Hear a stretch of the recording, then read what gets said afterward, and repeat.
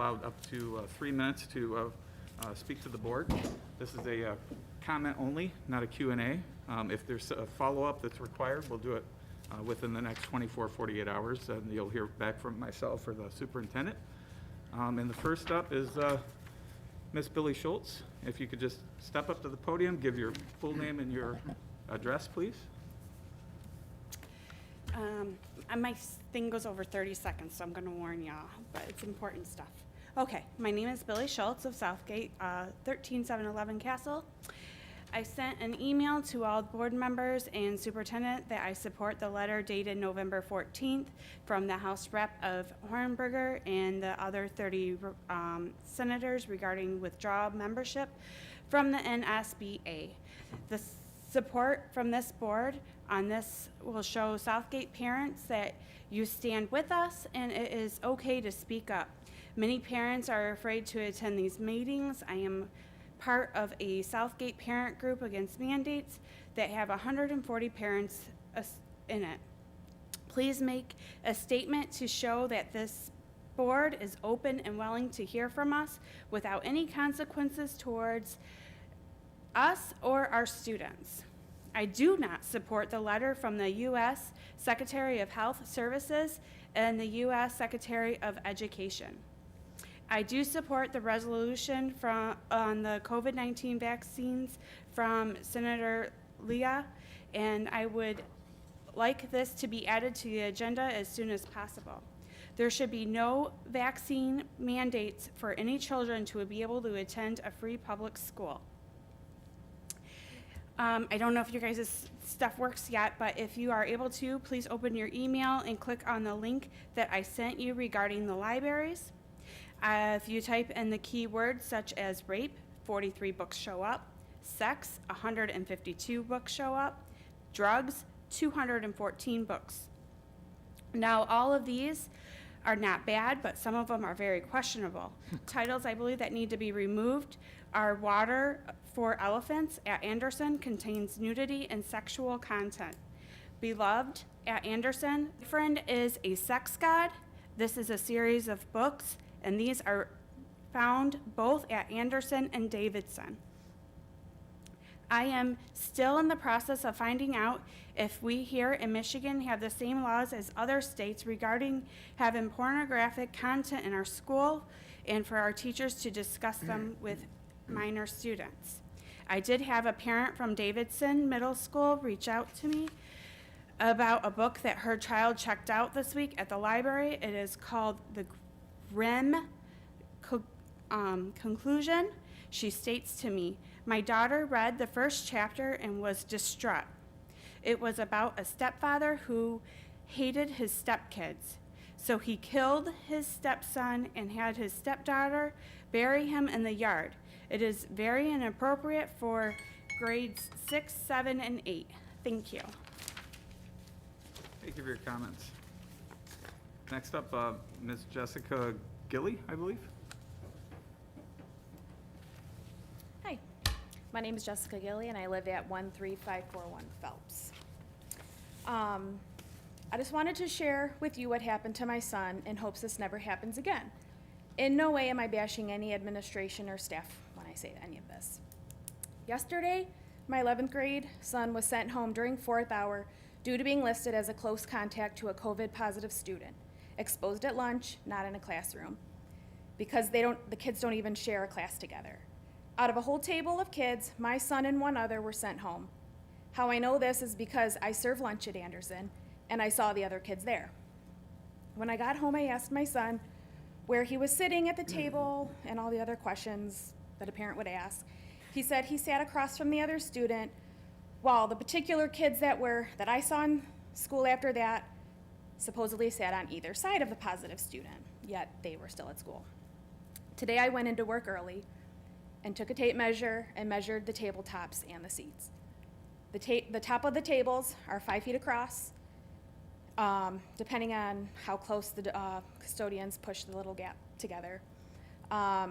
Seats are about 3 feet apart, again, usually a little bit further depending on if they're pushed together. It was then that I challenged the quarantine. I said, unless they can show me he was sitting directly next to the student, because that's less than 3 feet. Because 3 feet, 15 minutes maskless, that's the criteria for quarantine. Then he doesn't meet the criteria if that's not the case. It was reversed today, and he made it to school for lunch. Maybe it's not a big deal to some people, but his quarantine luckily wasn't over a regular school week, and it was a holiday week. He would have missed that whole week of in-person learning. And he's on the varsity basketball team. He would have missed the whole week of practices. Next week's their first game. He probably wouldn't have started, wouldn't have played, whatever. What happened to him, and who knows how many other kids that's happened to at the high school, it's unacceptable to me. So I just wanted to let you know that story. Thank you. Thank you. Thank you. All right, do any more, Teresa? That takes us to item F, presentations. Do we have any presentations this evening? No, we do All not right. today. And that'll go to item G, superintendent update. You'd like to provide an update tonight? I do want to mention that we will cycle back with Ms. Gilly, just to confirm on that. Thank you very much. I also wanted to just say to everyone, I hope that you have a wonderful Thanksgiving from the staff and of Southgate Community Schools. We know that this has been a challenging fall, following a challenging 18 months. And so we're really excited to have come into this home stretch and hopefully have some rest time with families. So happy Thanksgiving to everyone. Thank you. Item H, finance update. I don't see Ms. Wilson. Do you have an update on her behalf or not? No.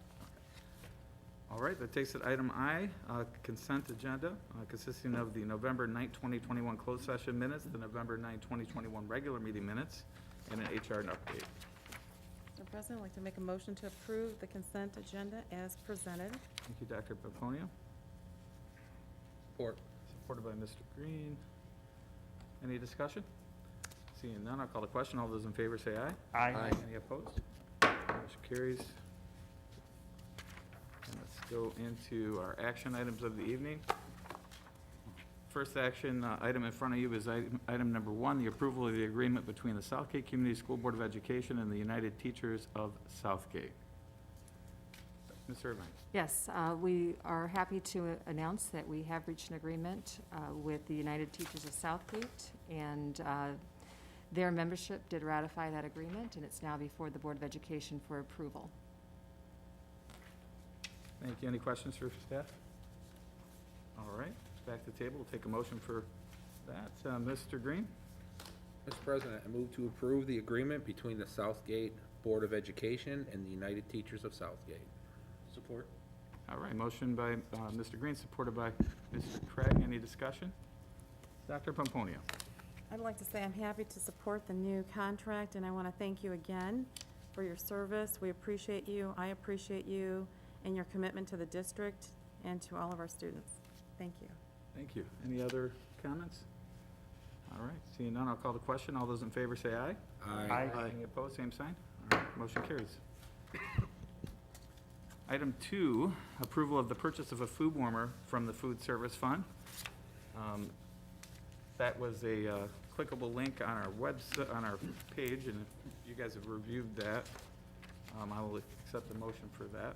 Or did you want to talk about this? Do you have anything to say about this? I know it's from Mark Nothing but Rodriguez. a summary. Mr. Rodriguez was unable to join us this evening to present this himself. Okay. However, he does have money in the food service fund for replacement items such as warmers, refrigerators, and so forth. In this case, he has identified a need to replace a food warmer at the high school, and has found that replacing it rather than fixing it would be a better option. So he's presenting this to you today in the amount of $6,157.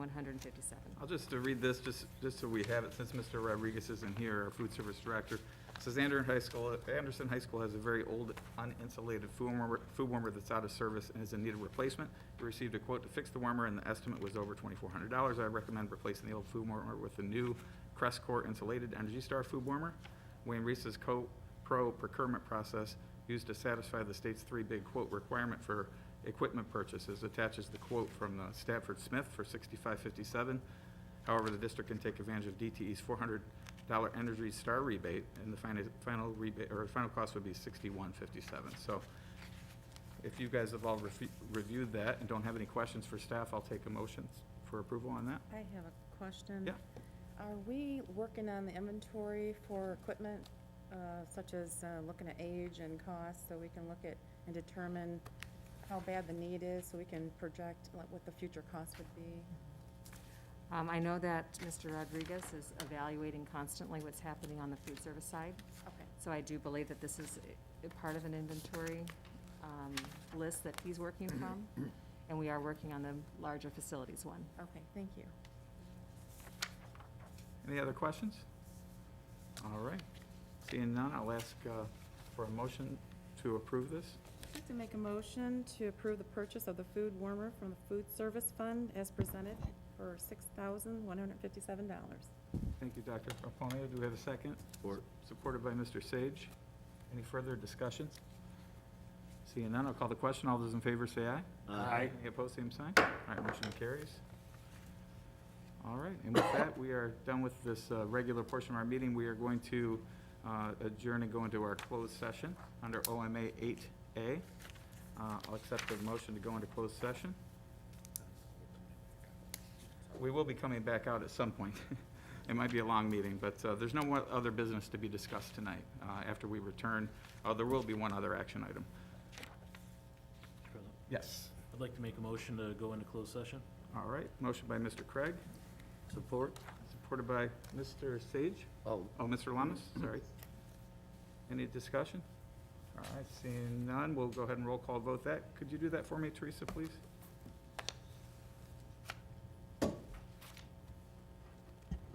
Mr. Estheimer. Yes. Thank you. We'll now go into closed session at 7:14 PM.